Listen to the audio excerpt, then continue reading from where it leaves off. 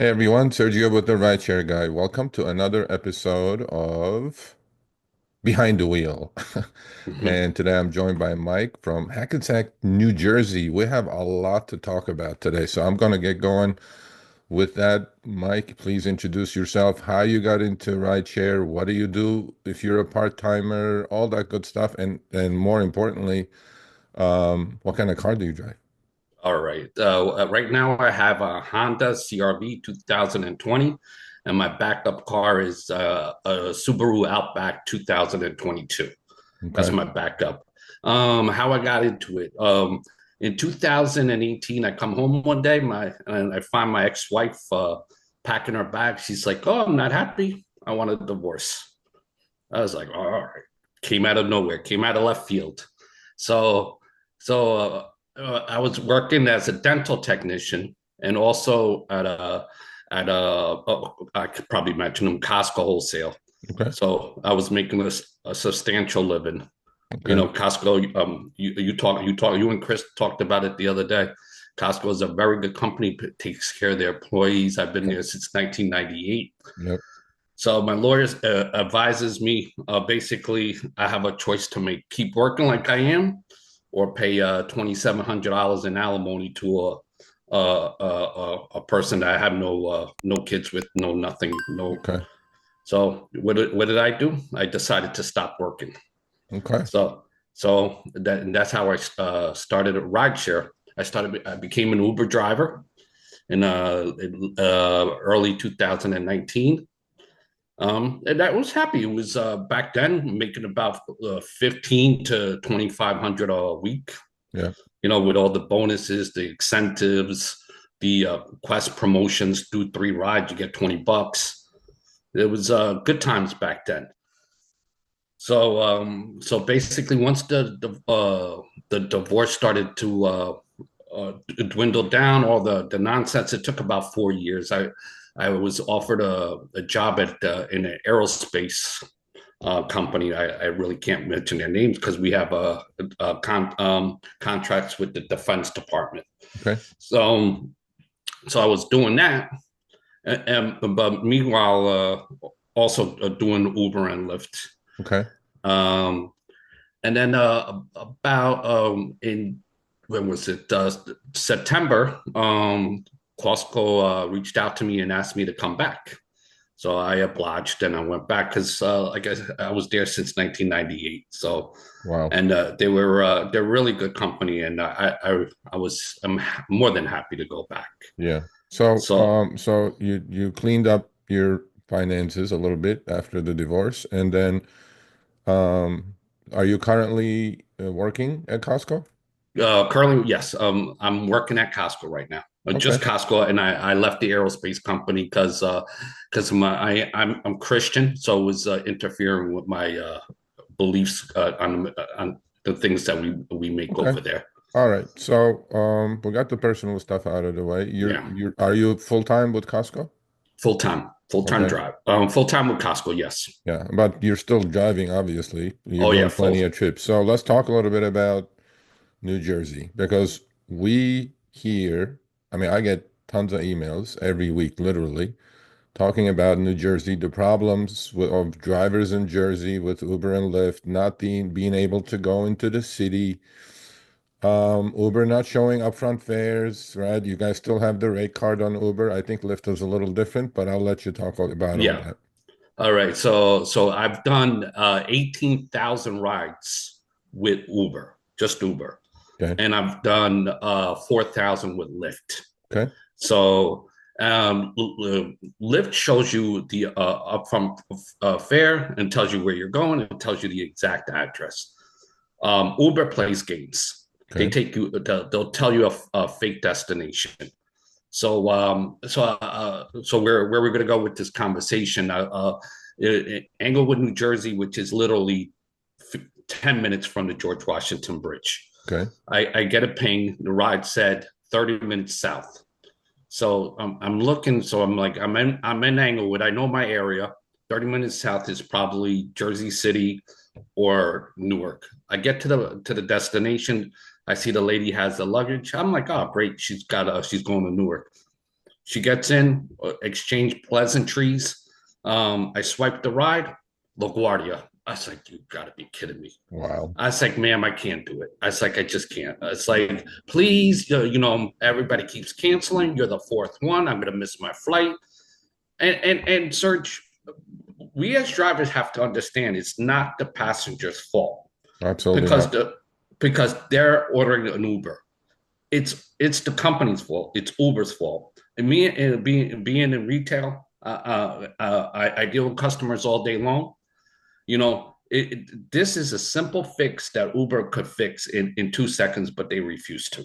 Yeah. You know, so and I'm like, oh boy, how do I get out of this? I said because this ride is not gonna. She's basically crying that, and I'm like, all right, you know what? I'll do it. The ride took 1 hour and a half from Englewood to LaGuardia, which is literally like 11 miles. Oh It's my right God. over. It's right over the bridge, right? I swiped the ride. $19 is what I got paid. $19. Um, Now I got to come back empty, Yeah. and now I got to cross the bridge from Queens to Manhattan, Pay the which is toll. about another $7 coming out of that, and it took me another about an hour and 40 minutes. So the whole ordeal took over 3 hours and a half, and I got paid about $12. I call After up you Uber. after you paid the $7 coming back. Yep. I Now, like. I know why they're doing this, obviously, right? You know Mm-hmm. too. But what do you think? Why do you think Lyft is able to show and Lyft Uber is not? Why do you think they're doing that? Uber doesn't really to me, being on both platforms, Uber doesn't really care about its drivers. We are I realize we're all expendable, you Yeah, know. Lyft it's like Lyft is just hoping that sooner or later somebody's going to grab that ride because that person needs to go to that destination. yeah. That's what they're counting on, and and that's why Lyft will pay considerably less. I would say about 30% less than what Uber pays. Just because they're showing you the destination? Yeah. Yeah, And there's another scam that goes on with Lyft with the priority mode. yeah, If you don't have that on, you do not get any rides. yeah. And then they pay you automatically less anyway when you have the Yeah, priority. 15%. Yeah. All right. 15%. So I have spoken to Uber about this quite a bit actually. And I said, as independent contractors, right? Figured like I'm an electrician and you're Mike, you call me. I ask you as a contractor, what kind of job is it? Like just to get a feel from the customer. You're the customer, right? And you tell me, I'm not going to tell you anything until you get here. Like, what does that make? How does that work? Mm, You right? Does that make sense correct. at all? Right? And then you're going to tell me as a customer, I'm just going to let you do the work and then I'll let you know how much I'm going to pay you. Mm, I'm going like, this is the most asinine thing I've ever heard, right? But I do understand why they're doing it because otherwise, if they did show and they are the big boy, right? In Jersey, I'm sure there's probably 3-to-1 trips for oh each yeah. Lyft trip for 4 Uber trips, right? They have the market share and they do whatever they have to do in order for poor drivers like yourself going to the city and without being able to pick up into the city from the city coming back, right? That's Hmm.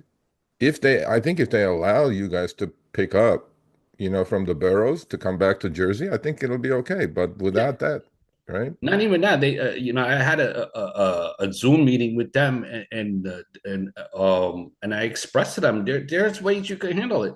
If you're gonna if you're gonna give somebody a ride to the city, incentivize it. Add $20 to it. Yeah, Make it worth our while, or like you said, have a return trip. You know, yeah, there's ways around. Or if the ride is going to New York, show it. Show the exact location. It's a very simple fix. yeah. Because But I mean, you're a business person, right? Why would you like on that specific example you gave? You made $12 in like almost 4 hours. to add insult to injury, when I called the help desk in the Philippines, Yeah. whatever.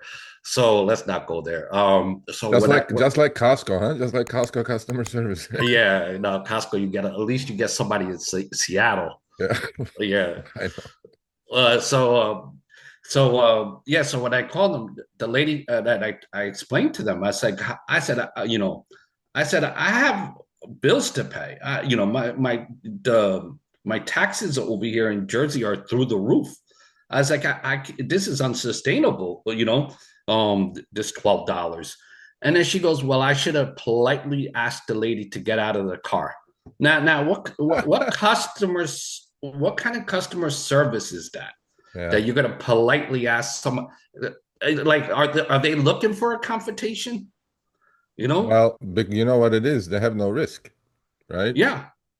Do you imagine the confrontation I would have with this lady if I would have? Oh man, could you just Yeah. go in the back and grab your bags and get the heck out of the car? Yeah. Imagine that. And there are more drivers like you than, there are people who would probably do that, right? They get Yeah, out, right? absolutely, absolutely. But I bet you 8 out of 10 drivers would have done what you did, right? Good Hmm. people trying to earn a living. And, you know, I mean, we're not asking much as drivers, right? We're just asking Mm. for fairness. And I mean, the job entails something. You need to tell me what the job is without you telling me and hiding what the job is. How am I supposed to do that job, right? Okay, Yeah. so what else do you see in Jersey that's going on that's specific to Jersey, but also could be, in Oh other yeah, cities as there's well? a lot of things going on here, Sergio. A lot of things. The primary problem that I see here is it's in New Jersey is the illegals. They has saturated the market here. Don't forget New Jersey, New York, Yeah, Connecticut, Maryland, Virginia. I don't know about Pennsylvania if they issue licenses, but they all give them work visas and yeah, licenses, and they're all driving. You yeah, could go to the Newark airport now, and like yeah, when you go to the airport, there's a community of people yeah, that all my friends were there. We used to hang out, and now it's all foreigners over there. Nobody speaks English, whatever. yeah, That's not here, no here, they're there. But it's they're saturated the market. People get in my car, they're like, "Oh my God, you're the first person that the picture matches." Wow. And I'm like, why do you get in the car? Why don't you report them? Yeah, And then like, oh, they told me it was their wife's account or it's their brother's account. You know, and this is what we're dealing with over here. We have so many illegals driving. Forget about the delivery service. oh yeah, That is you can't even you got to be you got to be an idiot to do that. yeah, Um, but it's the market. It's done, and Uber and Lyft, they're fully aware. I've reported numerous of times how many passengers complain to me, and they're like, "Oh, we take this seriously." But of yeah. course, Well, of course. to them, it's more drivers on the road, and it's more profits for them. At the end Yeah. of the Well, I mean, day, when you do that, it's a race to the bottom, right? yeah. The trip that and math, you understand, is Hmm. less loser for you. Is somebody's cash flow, and they're gonna do it regardless. How if Uber paid $5 to go to New York, somebody will pick that up probably. Absolutely, absolutely. Like before, back in the day, you would get a ride, it would be like $8, and then you would see that same ride bounce back to you. Now because nobody took it, it would go up to 10. Yeah, Now you don't see it. Now they just get lower. yeah, it goes the other way around then. Yeah, it's. I'm like, what is going on over here? Yeah, I noticed that too. Do you guys have Trip Radar, by the way, in Jersey? No, No, thank God. Well, yeah, I think Trip Radar comes with upfront fares. So, you yeah. know, don't wish for upfront fares. Don't wish for it. You may get it. You're not going to like it. I'm telling you that right now. Oh, trust me, it's like I'm happy. Like I went back to Costco. Yeah, I'm happy. I don't see myself doing this much longer. It used to be enjoyable. But it's no longer. It's basically there's no money in it. yeah, It doesn't even cover the expenses anymore. yeah. No, You I know, agree with you. It's not a look, this is not a career, right? This is a stepping absolutely stone not. for a lot of people to pay some bills and whatever it is. But I ask this to every, person I interview, and I know you know what it is, but I'm going to ask you too. Tell me two things you like about rideshare, Uber or Lyft, and two things you dislike about Well, rideshare. well, not to be generic, but it's going to be, the flexibility. Yep, It's if I want to get up and turn the app on and work, I work. I don't have to call in. I don't have to drive anywhere. I just hop in my car and I could start earning. yep, It's that. And the second thing I love meeting people. I love yep. all the relationships that I've cultivated. Lots of friends, lots of people, lots of acquaintances I have now, and I owe it all to the rideshare. Yep. That's what I hate about it, the uncertainty. I hate the way the algorithm plays. How is it that you make 15 one week, 1,500 one week, and then the following week you're making 800? Yep. And don't tell me it's ride demand or you're not in the No. right spots. It's not. It's you're purposely dialing the rides back. Yeah. No, I You agree with know, you. Yeah, in the age of um, algorithms, man, and I'm telling you, they can do whatever the heck they want, honestly. you could keep a ledger. Every Monday you make $150, $160, and then the next Monday you make $36. It's like it doesn't even add up. Yeah. You know. Yeah. And the second thing that I hate, that we're all expendable. They have no loyalty. You know, if I don't drive for a month, if I'm in my house in my vacation home, they don't. Oh, are you sick? They don't care. Oh, no, You no. know. Yeah, I mean, like compare that to your Costco, right? I mean, Oh, exactly. Look, it's like it's like, you're not a number for Costco. You're a person. And no, yeah, I mean, I know I do understand. But so give me okay, so do you drive mostly on the weekends then? Is that what no, you're no. doing? I go in at 4 at Costco, 4 in the afternoon. Okay. So I work from 4 to 12:30. Okay. Um, and then I have 2 days off today and Sundays. Okay. And basically in the mornings, if I'm not doing something like playing golf or something, I'm usually driving Lyft, Okay. and it's in the morning. So now it's like I drive in the morning. I kind of like it. It's a better clientele than before than the night people. Okay. It's usually people going to doctor's appointments and business people going to work and stuff like that. You don't got to deal with the kids and multiple people getting into your car. I kind of like it better in the morning. So on your days off, you're doing this. Give me your typical driving routine. Like, do you obviously you know your city well, obviously, Mm-hmm. you're a veteran. I mean, for being kind of part-timer, 20,000 trips is unbelievable. Like you Unbelievable. go at it. Like you're not No, you don't know me. In the Uber lot, they used to call me Money Mike. wow. But yeah, there was 2 years ago I did 110,000, and it was it and still doing my full time job at the aerospace company. Wow. Wow. 110. That's well, yeah, but those were the good days. I don't think you can Yeah, do that that was now. like that was the before the influx of all the illegals. Yeah. And Yeah. like I don't want to bring politics into it. This No, is no, not the I get it. But are you you know. okay? So are you a cherry picker or are you an ant? Oh no, no. Now I am. If I see a $3 or $4 ride come in, I'm not taking it. It's got to be like $22 to $25 Yeah. or above. Yeah. You know, I don't. I'm not because those little $3, $4 rides are pains in the butts.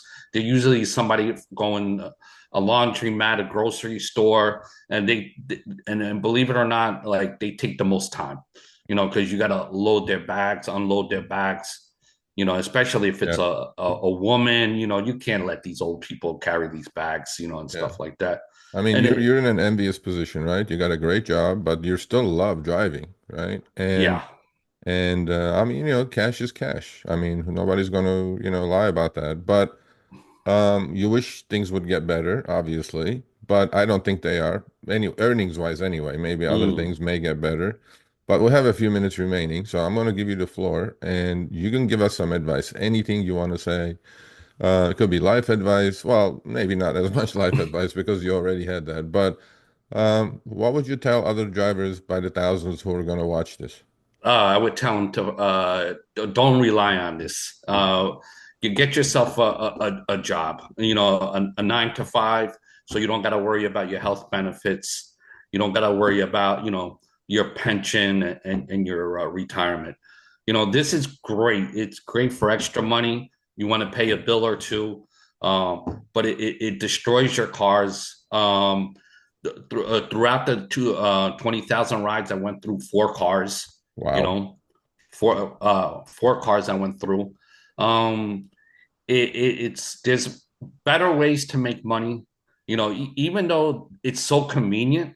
And I understand how they get you hooked. It's like a casino. And it's like if you have an addictive personality like I do, you always try to see, oh, can I make more? Can I make more? Can I Yeah. make more? And that's the way I am. I Yeah. always set a goal and I try to beat it. Yeah. That's how they get these. Well, they get everybody hooked. But the average Uber or a rideshare guy, they only last about 8 months. Yeah. You know, and you have to understand now you're not competing with me anymore. I'm competing, and the next rider is competing with somebody from a third world country where $100 is like a month's salary to them. Yeah. It's we cannot compete with these people.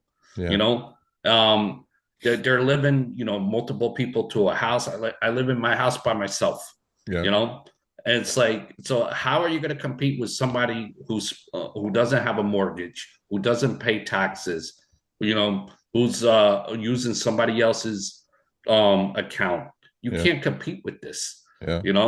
Unless the government does something about it and starts going after these rideshare companies and getting rid of all these uh, people and start cleaning their employee roles. I don't think it's going to get better, Sergio. To be honest, No, I agree with you. This is like very common theme that I hear from everybody I talk to, right? Although in some states like Texas and Miami or Florida, things are getting a little bit more balanced because the immigration policies of the new administration are kind of working out. But no, I do have like a couple of very good friends actually in Jersey. And one of them, says, there are a lot of Ukrainians who are into this. mm, There are a lot of, a lot of immigrants. Look, I don't blame the immigrant either. They got to no, do you can't. something. They got to do something, right? Exactly. But at some point, it becomes a safety issue. I mean, Yeah, and the companies, they're so-called, oh, we're really into safety. I'm like, what are you into safety, bro? You're not into anything other than make some money. But well, Mike, I wish you the best. You have it good, my man. I'm telling you, you're in much better position than 98% of drivers that I talk to. Don't lose your day job, as they no, say. no. I'm good. I tried it once. It was unfortunately it was the circumstances that brought me down that road. It was but no, I'm happy. God is good. God has blessed me with a second opportunity at Costco. Even though I left in good standings, but I was welcomed back with open arms. Well, You I know, wish you the best. I wish you health. I wish you to be safe when you're out there driving because you're still going out there and doing it. I mean, man, 20,000 trips part-time is unbelievable. yeah, And you're a veteran. You know the gig, my man, right? yeah. There's a glass ceiling in all of this. I mean, you're gonna make as much as the app wants you to make. That's about That's it. it. That you know as well as I know. Yeah, And I yeah, want to thank you and Chris for everything you do and spreading the word for us and being an advocate for us. well, Because absolutely. we have nobody out here. Yeah. Nobody. No, they don't listen to me. You know how many phone calls I made to them? I'm a nobody to them. No, I agree with you. And we try our best, but then, we do some good things and then, they move slow, and even if they're gonna do something good. But I'm pretty sure they're gonna watch this. And this is a very common, not common, this is the only complaint that I have from everybody I talk to from Jersey, Mm. right? And you guys need to show these people where they're going. I mean, they're independent contractors, according to you all. You all, I'm talking to you, Uber now. You guys need to Exactly. show these people where they're going. You can't expect for them to drive for you in the dark. I mean, that's basically it. That's what you guys are doing. But Mike, thank you, man. I appreciate it. Thank you. And please stay healthy. And we have a common love of golf, so maybe one day you can send me your swing and I can fix your banana bowl if you have a banana bowl No, going. I wouldn't even tell you my handicap. So, Oh, okay. Oh, you know oh, what? People who say that they're probably like single digit handicaps. So I was like, yeah. yeah, I know that. Uh, All right. You all have a right, sir. Thank you. you, Thank you, you take Serge. care of yourself, All okay? right. Say hello to Chris. Thank you. I will. Thanks for watching this episode of Behind the Wheel on the Rideshare Guy. We've been doing these interviews for the past 6 months with very successful drivers from different cities around the nation. Click here for another episode. Make sure you subscribe and turn on all notifications for other episodes of Behind the Wheel as well as amazing content on our channel.